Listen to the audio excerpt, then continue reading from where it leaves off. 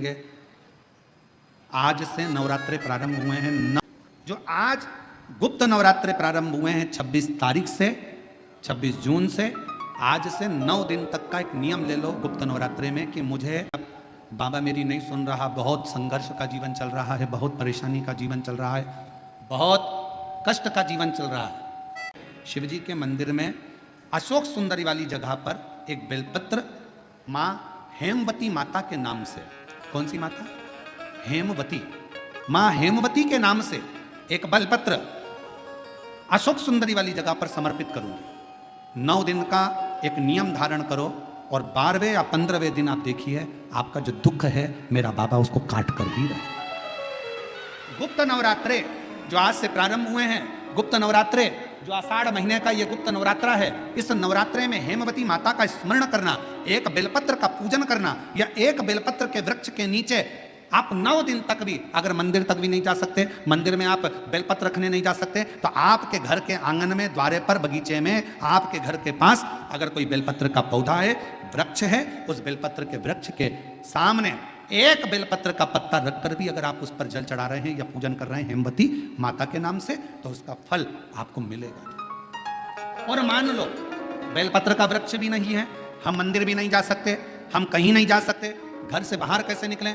पानी तेज है, जलवृष्टि हो रही है, बहुत सा पानी है, तो क्या करें? अपने घर में जो शिवलिंग है, तुम्हारे घर में अगर जो शिवलिंग है, तुम्हारे घर में जो शिवलिंग विराजमान है, उसी शिवलिंग के साक्षी में, सम्मुख में भी अगर हेमवती माता का नाम लेकर अगर एक बेलपत्र समर्पित करोगे 9 दिवस तक, तो उसका फल मिलेगा जरूर, उसका फल मिलेगा। फिर से बोलो, कौन माता? हेमवती। कौन है ये? शिव महापुराण की कथा कथी है, जब माता पार्वती जी हिमालय राज के घर में प्रगटी और हिमालयों की कंदरा में बैठकर मां पार्वती जी तप साधना में लीन हुई।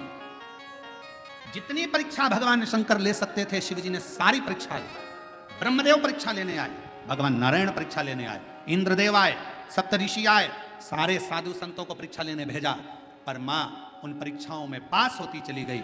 तब भगवान शंकर ने दर्शन देकर कहा, पार्वती आज से तुम्हारा नाम हेमवती रहेगा। सुनो पार्वती, तुम्हारे इस नाम की आराधना जो तुम्हारे गुप्त स्वरूप में करेगा, उसको मनवांछित फल की प्राप्ति हो जाएगी। और वो फल, आज कथा अगर प्रारंभ हुई है और आप लोगों को मौका मिला है, तो इस कथा का स्मरण अपने जीवन में जरूर करें। क्या पता भोलेनाथ जी ने बेजापुर वालों पर भारी कृपा करी है, बहुत बड़ी कृपा करी, जो नवरात्र में कथा मिली और आप लोगों को ये कथा का चरित्र श्रवण करने को पहले दिन ही मिल गया। बीच में मिलते तो 2-3 दिन निकल गए होते। शिव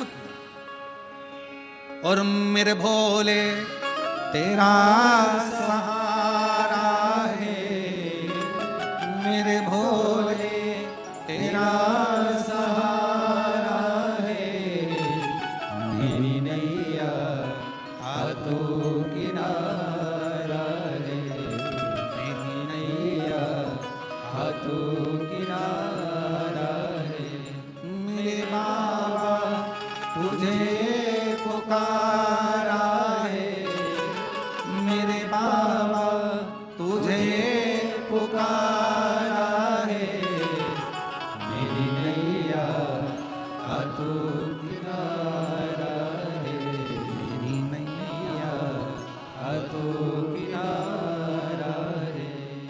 शिव जी की कथा कर, ब्राह्मण और ब्राह्मणी के घर में संतान की प्राप्ति नहीं थी, दोनों के घर में औलाद नहीं। श्रेष्ठ 2 गांव छोड़कर रहता था, जिसका नियम था एक बेलपत्र को समर्पित करना, शिवालय जाना, शंकर जी को एक बेलपत्र बाबा के शिवलिंग को समर्पित करना, बाबा को चढ़ाना, विनय करना, निवेदन करना। एक दिन ब्राह्मणी मंदिर से आ रही थी। देवलोक से इंद्र की धर्मपत्नी इंद्राणी सची देवी अपनी सहेलियों के साथ में भूलोक भ्रमण के लिए मृत्युलोक पे भ्रमण करने आए।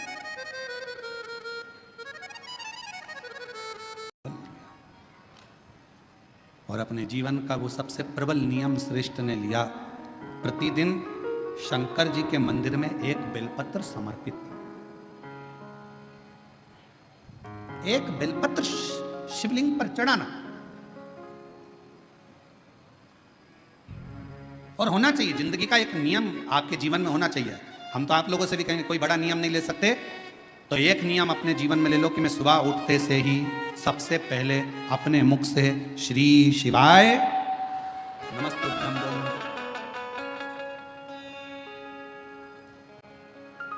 एक नियम धारण करो, कोई सा भी नियम ले लो। हो सकता है बेलपत्र का आप नियम लो और गर्मी का समय हो और बेलपत्र नहीं मिले चढ़ाने के लिए, तो हो सकता है कि नियम में कुछ गड़बड़ हो जाए। हो सकता है मंदिर जाने का नियम लो और कभी कभी घर में कार्य ज्यादा हो जाए, नहीं जा पा। पर जो अपन से संभल जाए वो नियम अपनी जिंदगी में एक लेना चाहिए। एक नियम अपनी जिंदगी में लो कि मैं ये नियम ले रही हूं कि मैं अपने जीवन में प्रतिदिन अगर सुबह ना ले पाई तो दिन में ना ले पाई तो शाम को ना ले पाई तो रात में एक बार मुख से श्री शिवाय नमस्तुभ्यं जरूर कहो। मैं पंचाक्षर मंत्र नमः शिवाय जरूर बोलूं। मैं षडाक्षर ओम नमः शिवाय का जाप जरूर।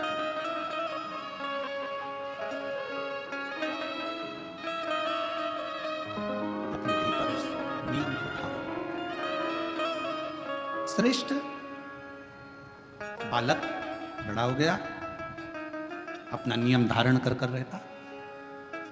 जिस गांव में श्रेष्ठ बालक रहता था उसी गांव के नजदीक में 2 गांव छोड़कर एक ब्राह्मण और एक ब्राह्मणी का परिवार रहता था। महाराज वो दोनों भगवान के बड़े उपासक थे, पर दोनों के घर में औलाद नहीं थी, संतान का सुख नहीं था। कई माताएं ऐसी बैठी हैं, कई पुरुष ऐसे बैठे हैं कि जो भगवान के मंदिर जाते हैं तो भी मन में आता है कि भगवान हमारी क्यों नहीं सुन रहा।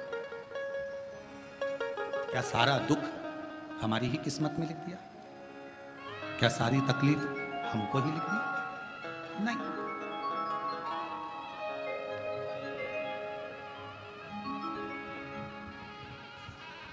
कभी विचारना ना है,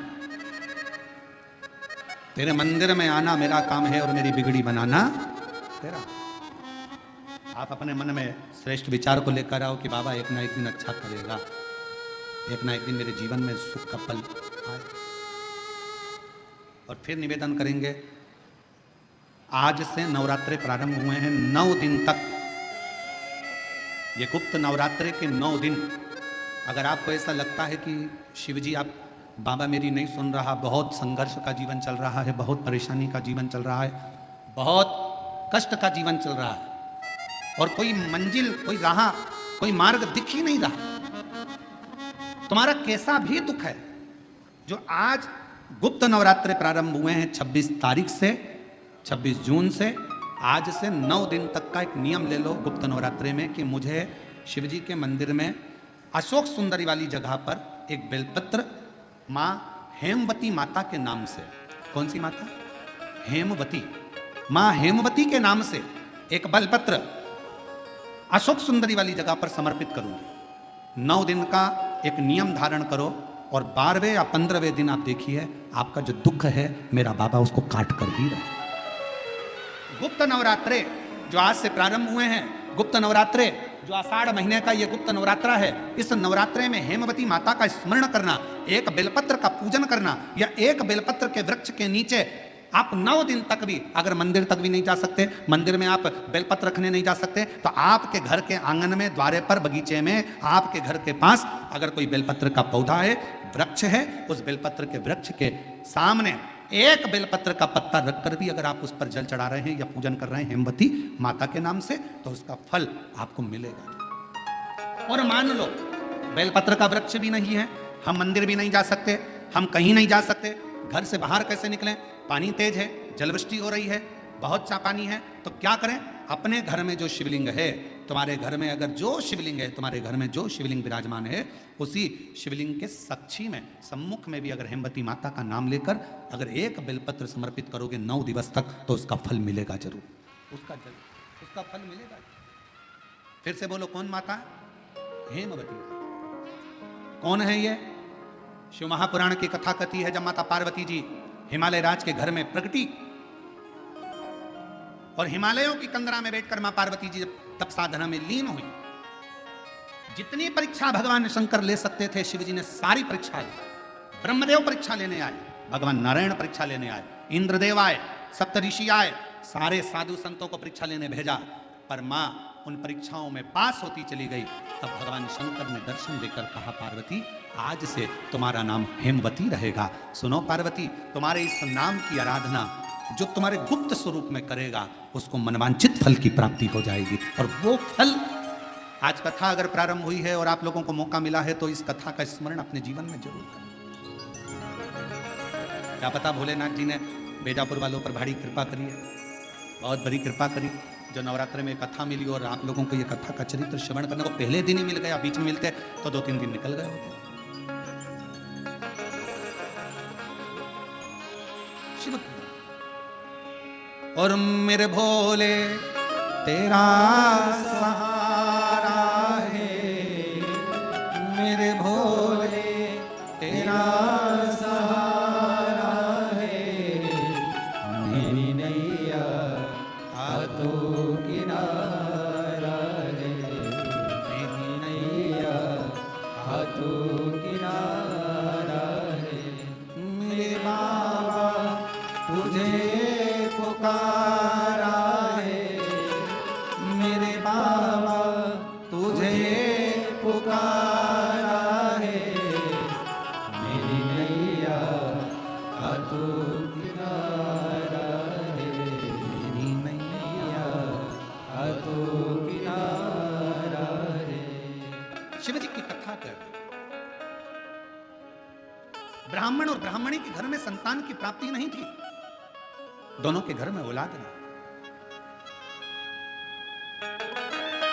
श्रेष्ठ 2 गांव छोड़कर रहता था, जिसका नियम था एक बेलपत्र को समर्पित करना, शिवालय जाना, शंकर जी को एक बेलपत्र बाबा के शिवलिंग को समर्पित करना, बाबा को चढ़ाना, विनय करना, निवेदन करना।